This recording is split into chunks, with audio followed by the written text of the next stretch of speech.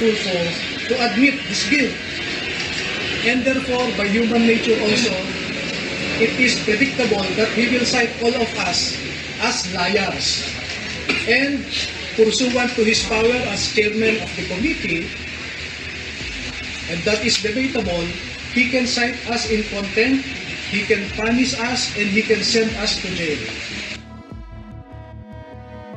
Magandang umaga po sa inyong lahat. Naparito po kami sa Senado. Kasama po ang 18 na dating mga sundalo ng Republika ng Pilipinas sa dalawang kadahilanan. Una po ay gusto kong maklarify ang mga imbitasyon na natanggap namin. Pagkatapos po kasi ng Blue Ribbon Senate Blue Ribbon Committee hearing noong June 4, bandang alas 2:30 po ng hapon, nakatanggap po ako bandang alas 8 ng gabi ng isang imbitasyon na pinapatawag ulit kami sa Senado sa araw na ito, Lunes. Nagka-problema po ako dahil pagkatapos ng June 4 hearing ay nagsiuwian sa kanilang mga probinsya yung ibang mga sundalo at sinamahan din nila yung si Walter Manalansan para sa lamay ng kanyang kapatid na namatay noong umaga ng June 4 2026. Kaya minarapat ko po na sumulat kay Senator Cayetano noong araw din na yon, noong gabing yon, no? So makikita din nyo dito ang in-email ko na sulat, June 4 din ang petsa, humihingi ng guidance kay Senate President Alan Cayetano. At bakit ko po in-address kay Senate President Alan Cayetano ang aking sulat? Despite the fact that some senators are claiming he is no longer the Senate President, I have here a video just 2 days ago na sinasabi ni Senator Erwin Tulfo na ang Senate President pa rin ay si Alan Cayetano. At pwede ko pong ipakita sa inyo yung kanyang video na sinasabi nga na si Senator Alan Cayetano pa rin ang presidente. Kaya ko po in-address sa kanya ang akin. Senator Cayetano is still the Senate President. Sorry po ha. Senator Cayetano is still the Senate President. Because we don't have 13. It's against the law naman, di ba? For all the committees, simula po sa pro tempore, we cannot touch the Senate presidency because we don't have 13. This is what the law says. You have to have 13. Dahil po sa pahayag din ni Senator Erwin Tulfo na yan, na si Senate President Alan Cayetano pa rin ang Senate President, so I address my letter to Senator Alan Cayetano. At sumagot naman po si Senator Cayetano noong Sabado, no? At ang sabi niya rito, if I may read for your convenience the pertinent portion of the letter.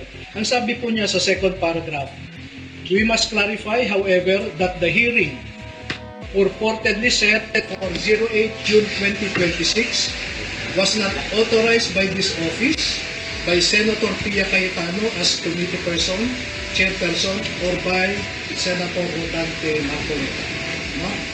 So, bakit po minarapat na magpunta rito para sana tanungin kay Senator Cayetano itong sulat niya? No? Dahil makikita po din nyo, hindi rin po itong rules ni Senator Robin. Ipapakita ko po sa inyo yung Section 17 ng Senate Resolution number 5 which was approved on August 9, 2010. No? At ang sinasabi dito, any invitation for a witness or any subpoena should be signed by the chairman of the committee and approved by the President of the Senate. Maliwanag po dito sa Section 17. Kaya po tinignan ko itong imbitasyon, makikita ninyo rito, wala pong pirma yung nagsasabi na siya yung chairman ng Blue Ribbon Committee, wala rin pirma yung Senate President, walang approval. Kaya dyan po kami naguguluhan, no? At bakit ko po nire-raise ito? Dahil naman po sa for our safety and security, no?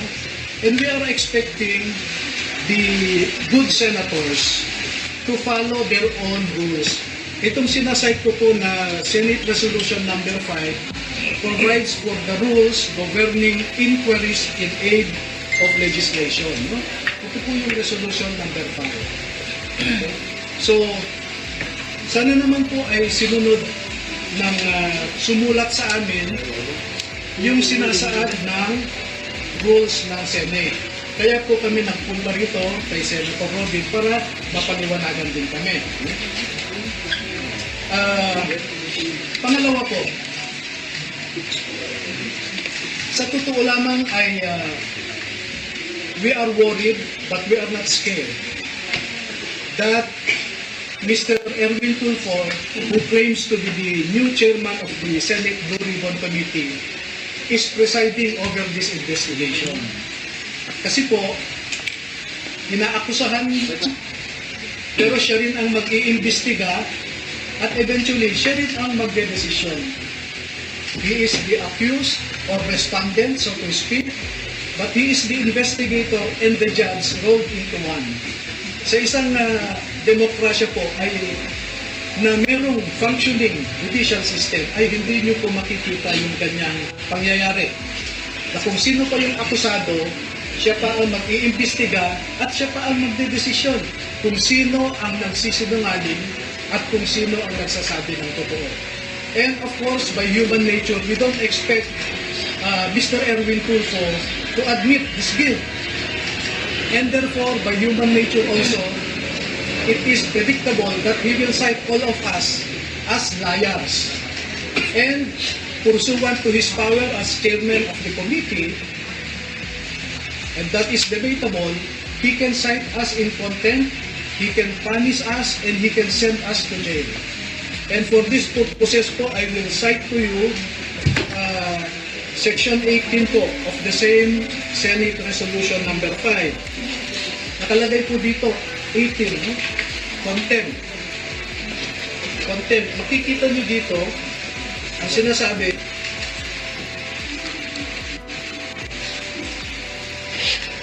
ito, papasahin ko po. The chairman, with the concurrence of at least one member, may punish or cite in contempt any witness before the committee who disobeys any order of the committee or refuses to be sworn or to testify or to answer a proper question by the committee or any of its members or testifies falsely or evasively. Sa tingin nyo ba, sasabihin ni Mr. Erwin Tulfo that we are testifying truthfully? Sasabihin niya yan, you are testifying falsely. And what is the consequence of that? Contempt. And once you are contempt, I cited in contempt, itong rule po na ito ay inamend ng Senate. We have resolution number 145. Senate resolution number 145. Ang matindi po ikukulong kami. Ito,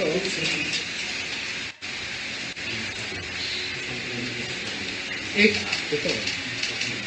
A contempt of the committee shall be deemed a contempt of the Senate. Such witness may be ordered by the committee to be detained in such place as it may designate. Pwede nila kami ipadala sa Pasay City Jail. That is the danger, no? Give me few minutes na lang. So yun po ang, having said all of those, this is our humble request to the members and leadership of the Senate of the Republic of the Philippines. First message, we should observe rule of law. We should observe your own Senate rules. If you do not follow your own rules, how can you expect us, non-senators, to obey your rules? Second, we humbly ask, we respectfully ask the members and the leadership of the Senate of the Republic of the Philippines to observe statesmanship, not brinkmanship. We observe delicadeza. delicadeza is addressed to the census who were named in the affidavit of the 18 former soldiers. Hindi po pwede sa isang demokrasya na kung sino pa yung inaakusahan ay siya pa ang mag-iimbestiga at siya ang magdedesisyon kung sino ang nagsabi o hindi. Ito na lamang po ang panghuli na mensahe ko sa ngayon naman ay kay Senator Robin Padilla na isang membro ng Blue Ribbon Committee na pinamumunuan ni Senator Pia Cayetano at ang subcommittee chairman na si Senator Redante Marcoleta. Na hinanap po namin sila ay wala sila ngayon, kaya bilang membro ng Blue Ribbon, sa kanya ko ihahatid ang aking mensahe. Magsusumite po kami kay Senator Robin Padilla ng pangalan ng 14 na mga dating Marines at dating empleyado rin ni Ginoong Zaldico na nagtrabaho at natawag ding basurero na nagde-deliver din ng pera sa iba't ibang mga personalidad. At ang pangalan ng 14 na ito ay isusumite ko kay Senator Robin Padilla at siya na po ang bahalang mag-submit sa kanyang committee. No? At itong 14 po na ito ay handa silang tumalima sa anumang sabpina o impitasyon po na manggagaling sa Senado para magbigay din ng kanilang nalalaman tungkol sa pagde-deliver ng mga maleta na ito. So, nailabas na po namin ang 18, ipapaimpita namin ang 14 pa, at kung hindi pa ho kayo kontento, ay meron pa pong 7 na handang magtestigo rin. Ihuhuli po yung 7 dahil nasa isang maselan silang kalagayan na kung sa tingin ko makumbinsi naman ang ating mga mamamayan ay sapat na po yun. So yan lamang po at maraming salamat sa inyong lahat. Sir, to clarify, ngayong after po this press con, pupunta po ba kayo sa inyo? Yes. Sir, do you want Senator Erwin to interview? By rules of decency, he should.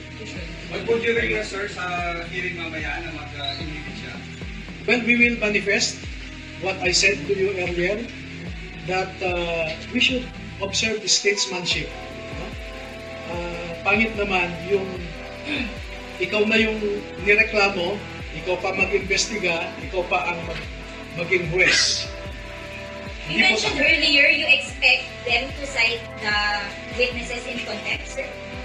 Well, if you look at the rules, no, it says there that if you falsely testify, you can be cited in contempt. Now, if the former soldiers will affirm and confirm what they stated in their affidavit, what would be the response of Mr. Erwin Tulfo and other legislators similarly situated? Sasabihin ba niya, nagsasabi kayo ng totoo? Hindi po, ang sasabihin niya, nagsisinungaling kayo. Ngayon pa nga lang, hindi pa kami nagpakita, sinabi na niya na nagsisinungaling kayo. At kung sinabi niyang nagsisinungaling kami, ano po ang consequence niyo? Binasa ko po sa inyo ang Section 18 ng Senate Resolution number 5 as amended by Senate Resolution number 145, dated February 13, 2013. So wala kaming ibang patutunguhan kundi kulong po eh. And that is why the logic of our request, the reason, the basis for our request is for him to recuse himself, to inhibit and let those who were not named in the affidavit to preside over the investigation. Pero he can participate, sir, sa Senator Erwin. Yes, we As a welcome. chair. Yes, yes. And Sorry sir, Senator Robin, may sinabi ko kasi si Senator Erwin sa baba na pinatatanong po sa inyo kung sasahin niyo po ang naging nagiging sa hearing. Kung ano ang nais ng aking mga bisita, yun ang mangyayari. Pero hindi ako uupo dun sa consultative hearing. And Doon sir, lang ako kayo sa tabi ninyo. Dahil po, we will not oblige Senator Padilla to accompany us. We can go there on our own. I want to impress upon you, dear media members, that we are acting on our own. We are not upon the dictates of anyone. And let me respond to 3 serious allegations coming from so-called high government officials. Number 1, sinabi ni NBI Director Matibag doon na peke daw ang mga ito. Hindi raw sila dating mga sundalo. Okay? Yan ang allegation niya ngayon. Pero hindi ba stop ang grupo niya? Ito, basahin ko yung natanggap kong investigasyon. Nakalagay dito,